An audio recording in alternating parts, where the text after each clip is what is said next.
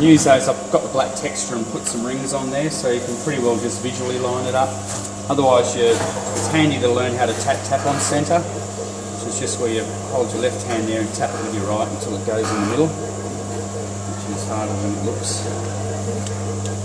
Now, once it's in the middle, before I do that, I check how much clay we've got between the lowest point of the bowl and the bottom there. So I've got enough to turn a little bit of a foot ring in there. Determines whether you just shave it flat across the bottom or whether you put a foot ring in. When you say enough, like a centimetre or yeah, you need about a centimetre.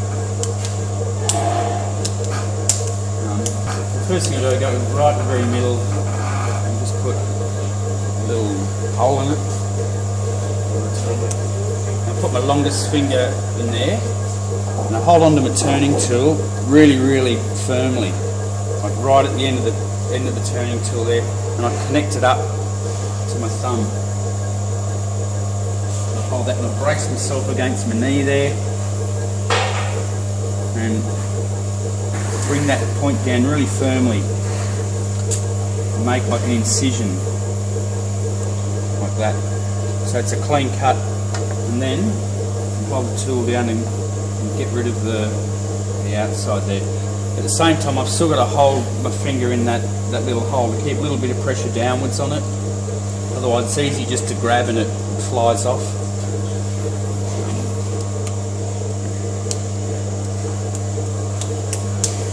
Do the outside bit there.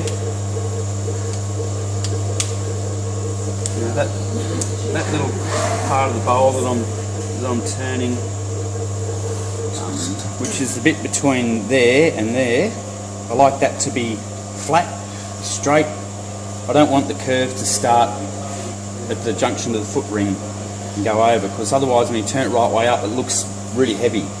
Visually it looks really heavy. So can you say that again? Sorry, which bit are you doing?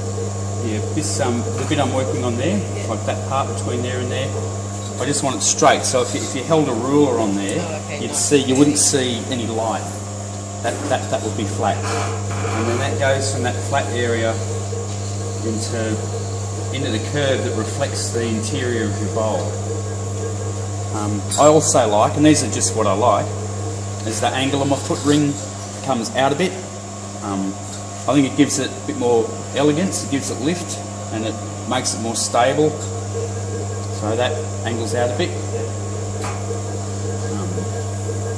Just take a little, just a chamfer off there for somewhere to glaze to.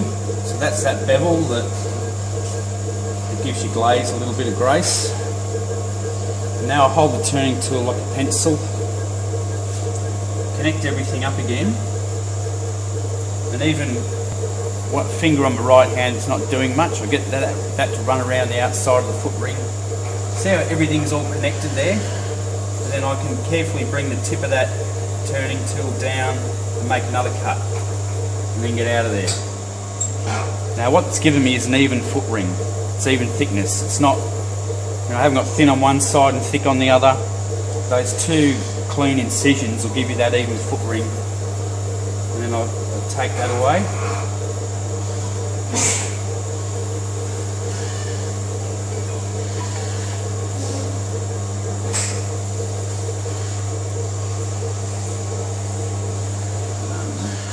This is where you put your name on the bottom, so M for Margaret. Thank you. And that's the, well, that's this turn dish.